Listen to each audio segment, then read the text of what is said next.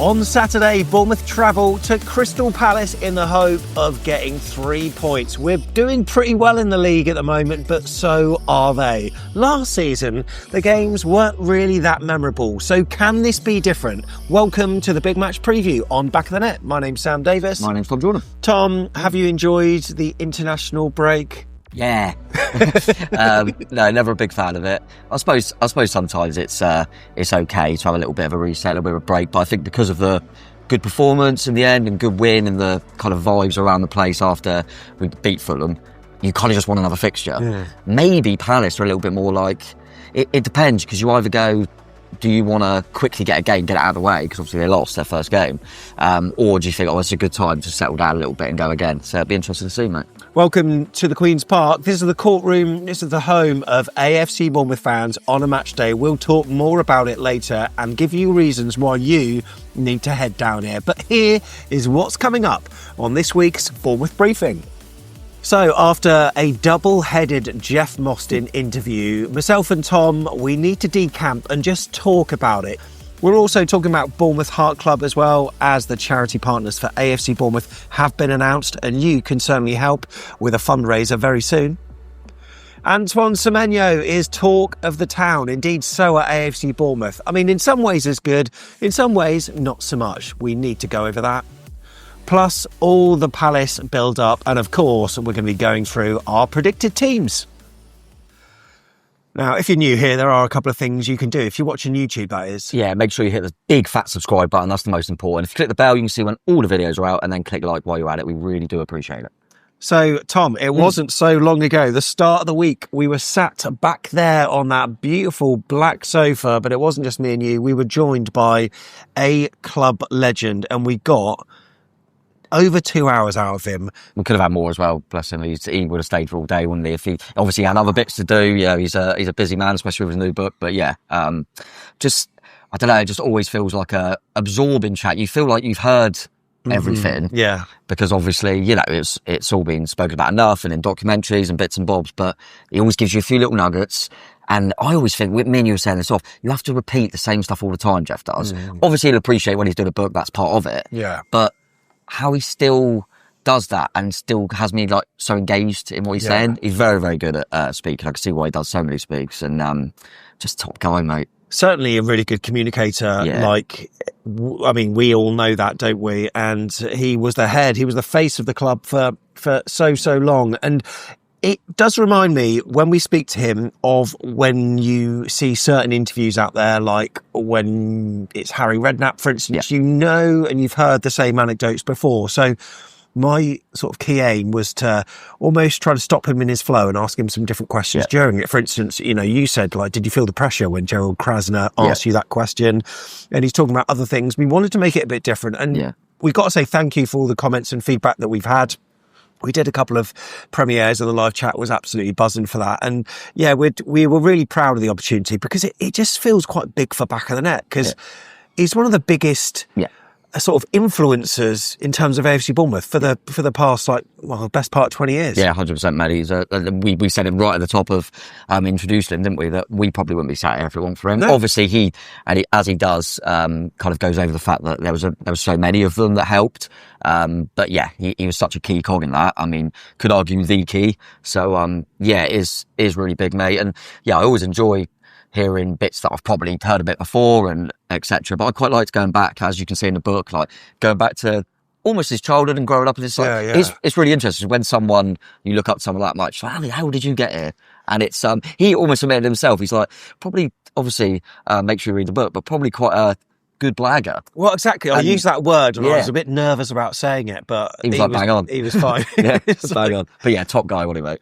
Yeah, and he only had good words to say about the people that he's worked with before, and he's handed the club over to effectively now the people in charge now, which was good.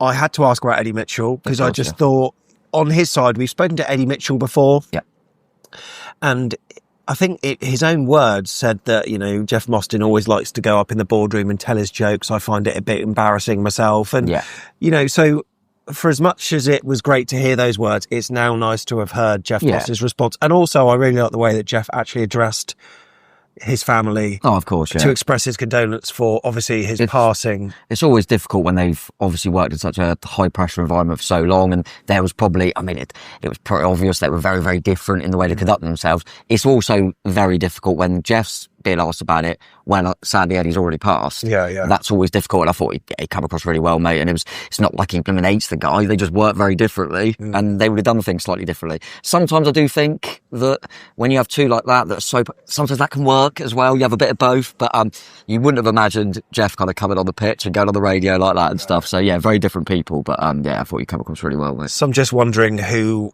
we need to line up next. I mean, I'm thinking, some American dude that says Dick.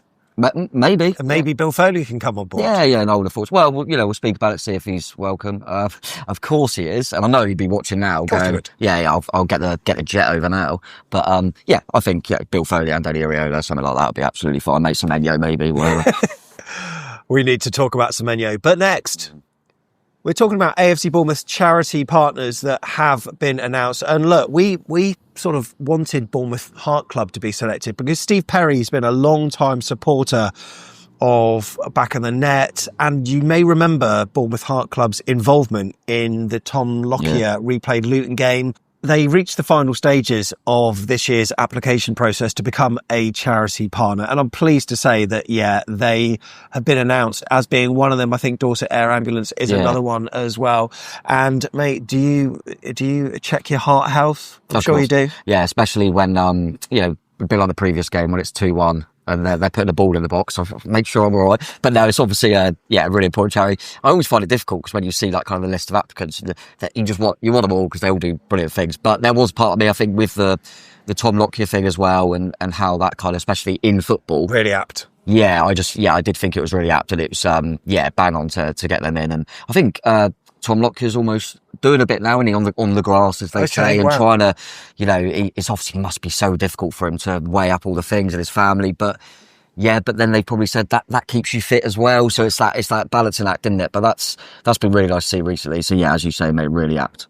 The Bournemouth Heart Club, it's a purpose-built facility on the grounds of Bournemouth Hospital, and they offer a safe and supportive exercise environment for people with cardiac conditions or cardiac risk factors.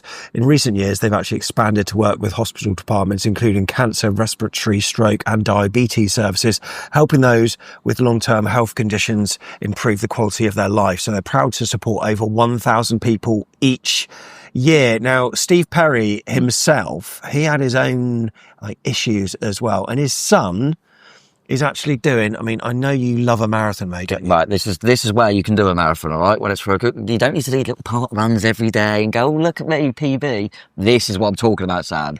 In his own words on his Just Giving page, my dad Steve had heart surgery 7 years ago to replace his aortic valve and has been exercising in the gyms at Bournemouth Heart Club twice a week ever since. He talks about the benefits of Bournemouth Heart Club as well, but he has got a Just Giving page where if you want to contribute, you really can help. Look, the run has happened. It was on the 12th of October, so fair play, Joel, for doing that. The target was £1,000, and look, we want to raise more, of course.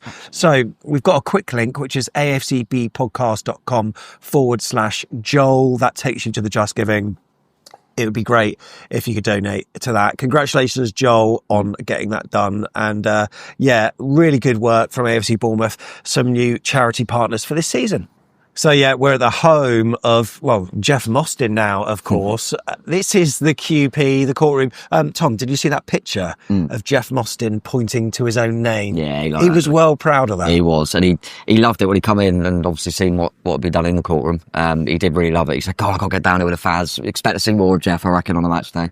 It's the spiritual home of AFC Bournemouth supporters on a match day, but not just a match day, because they've got something shown on the TV, mate, all the time, haven't they? Yeah, a bit of TNT, mate. So I think we've got the early kickoff is Nottingham Forest Chelsea. So two teams that obviously are trying to get to Bournemouth's level. But that'd be quite an interesting game, actually. Yeah, so look, if you're not going to Selhurst Park, you're welcome to pop here and have a drink, have some bar snacks. But also, it's not only that, on Sunday, it's home of the £10 roast. Now, you have to mention Back of the Net and show that you're a subscriber. Otherwise, for one meat, it's £12. For two, it's 14. So you get a £2 discount, whatever you go for. Why not pop down here? And our next home game, mate, after Palace, Palace. What is our next home game after Palace? It's literally gone out of my head. Have you still got it? Nottingham Forest. Ah, it is. Yes, it is. So yeah, definitely get that. We'll all be in good spirits. There's another W. Oh, lovely. Next, everyone is talking about Antoine Semenyo. We've been looking through some websites. We've been looking through YouTube. There's an account called Football Insider that says that Tottenham Hotspur are interested in Cherries winger Antoine Semenyo, but there's competition from another Premier League team. That team is Manchester United, because he's new, he's shiny, isn't he? We've got to sign him, because they haven't ruined the careers of everyone that's passed before them, who go on to then leave the club and do amazing again. Exactly. Cesspit of the club. Don't go there, Antoine. No. And yeah, you could be interested. I mean, I'm interested in Megan Fox, do you know what I mean? I'm not surprised they're interested, but you can. But no, listen, I would like to think at the moment that we'll have him for the season, a bit like we're saying about Antonio, and we'll see what happens. And that's why I keep reiterating, we've got to blimmin' enjoy it while we've got him. He's always been great, but he seems to have gone to another level now, which is really interesting. I think we saw James Walcott done a kind of piece on him, didn't he, on Premier League YouTube? Yeah. And he was saying about it, and when you think about it, he's played down that left side a lot. We've lost Kirkus behind him, and then Houghton, who was that left centre-back. Yeah. And so you'd think that'd take a bit of adjusting, but I think credit to the likes of Trofeo and obviously Celeste coming in, that they've still managed to combine and make things work so well. And yeah, it's been so good. And listen, we can't be too hypocritical in the sense that we go, why is no one talking about Bournemouth when no one cares about little Bournemouth? As soon as they start mentioning our players and manager, we go, but why do you keep talking about Bournemouth? The Premier League YouTube channel has got 8.82 million subscribers. Have you got James's number? Yeah, I have, yeah. Can you text him, just say stop doing what he's doing? I'll tell him that, Stop raising the profile, James. It's weird, because James seems to know his football, but honestly, Semenyo's rubbish. Yeah, absolutely. He's not that good. James was also the person that always thought that Andoni Iraola would be a good fit for Manchester United as well. Yeah, it's not on, is it? It's not on. But no, listen, it's only, I think, the positive spin on it is if they're talking about your gaffer, they're talking about your players for big clubs and moving on for ridiculous money, it means you're doing something right. Do you, however, have a concern about the release clause? I worry that I don't know, I worry that we might have a bit of a Dean Houghton moment where... But we've learned our lesson, hence that's the why we did it. But obviously... I don't understand this season he's elevated his levels again. He signed a new contract. In my head, he signed a new contract for them, because they've probably gone, give us a season, we've lost a few players, we need you. What we'll do is we'll whack in a little release clause, so if you've done really well, we can't stand in your way. You wouldn't put in a release clause of 100 million or so, because you go, well, you'd accept that anyway. My worry is we've gone, say, 60-ish, in the thought that, what the chance is going to be kind of much more than that. We'll have to wait and see, mate. But I think we've spoke about this many times. I think the thing that's kind of unique with Antoine is a lot of players come through academies and have been at big clubs and experienced all that. He's humble because of his, the way his journey. He's come through the leagues and spent the majority of his career in lower leagues, Championship the highest. So we took the punt on him, and obviously he does feel that he want to pay us back, and he's done really well, blah blah. But of course, it's a short career. If he gets an opportunity, he might go. But listen, whatever happens, we'll get bloody good money for him, and if he goes, and if Andy, it means you've had a bloody good season.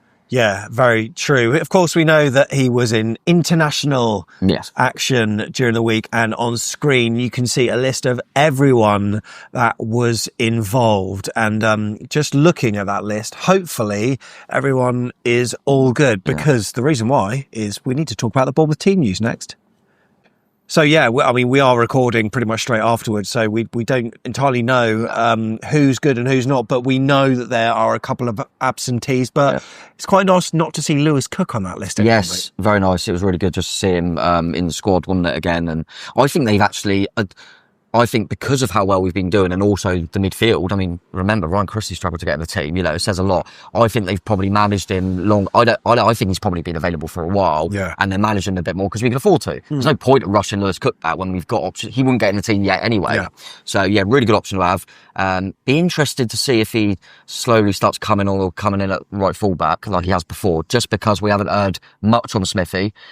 Probably another situation, we've brought in Jimenez, Hill's done a job there, where we're probably thinking, we don't need to rush Smithy back. So he's probably taking a little bit longer, because I thought it might be around this time that Smithy would be back.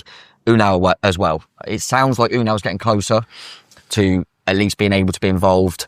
which is really good because obviously a horrible injury for him. But yeah, we're in a pretty decent spot still, mate. We are in a good spot, and it would just be nice to get a W, because if we could do that, then Forest at home, and then after that we'll sit Sunderland away. But then we can't look at fixtures and think we're going to get X, Y, Z, because we'll probably get A, B, C. So for this one, I might even predict a 4-0 loss and just see what happens. Let's do the teams then. Come on. Right then, Tom. Obviously quite difficult because we haven't played for a couple of weeks, but what are you going for? Yeah, it's always harder, I think, after international, because even if you don't hear about it, some players have probably, in terms of travel and also fatigued more than others. Yeah. Petrovic, regardless of playing, would stay in goal, I'm sure. I'm going to go James Hill at right back. I think it's a really difficult one at the moment, right full back, because Jimenez, I like him. I think at the moment, especially in games like this, we're looking at starting Hill, making sure we're solid, making sure we're right, and then Jimenez is a better sub option. Yeah, okay. So I'm gonna go with Hill, Diakite and Celeste at centre back, and Adrian Trofeo left back. What's the yellow card situation, by the way? Is it, how many do you need to accrue before? 5.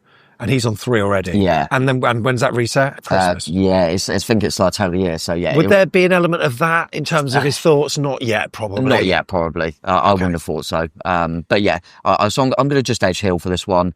Adams, and again, I'm going to go Christie. Every time I do it, I think Scott's been good. Yeah. I just feel like there will be games where Christie comes in, and I think it was noticeable that he brought him in away at Leeds and then not at home to Fulham. Yeah. I think he's looking at the games where he thinks we'll have more of the ball potentially at home, where Scott's probably better. And I think this one, he'll want Christie's energy, especially against people like Adam Wharton who are very good on the ball, harassing him. So I'm going to go Christie and Adams in there. I'm going to bring Clivert into number 10 after his impact. I think he's probably earned a chance again. Semenyo and Brooks wide, and then Evan Olsen leading the line. I won't ask you for a prediction on this show because we'll do it in our Palace-focused preview. But you're talking about not having the ball, having the ball. I can't really remember I can remember the results, but who had more of the ball last time? Well, I think the caveat from the last time we went to Crystal Palace. Well, they had 10 men. They were 10 men early, so we had all the ball. And they done really well, actually, at just making it really difficult and getting a 0-0. So, yeah, it was difficult. I think both teams would rather play on the counter. Yeah, so they both want each other to have more. Basically, but I always think the home team just naturally will get a little bit more of it in that case, because I think that was probably similar to the Fulham game. Neither team wanted it, so we ended up having it more. So yeah, it'd be really interesting, mate, because both teams are very, very similar. But what I will say is, even though I think he's probably one of the best coaches in football at the moment, Glasner's never beat Herrera. So yeah, let's see. But I think 2 top coaches going for it, mate. And listen, how's this game not on telly? They're idiots. How did they not foresee this was a title decider? Crystal Palace is the archetypal tough place to go, isn't it? And it certainly will be. Make sure that you like and subscribe, because there is a video talking all things Palace coming up. But until then, I'm the Ches. Still miss you, Lama. Oh yeah, Jeffy. Even though you don't play anymore, I still miss him a little bit. Was you taken back just to be in the squad? No. Oh, fine.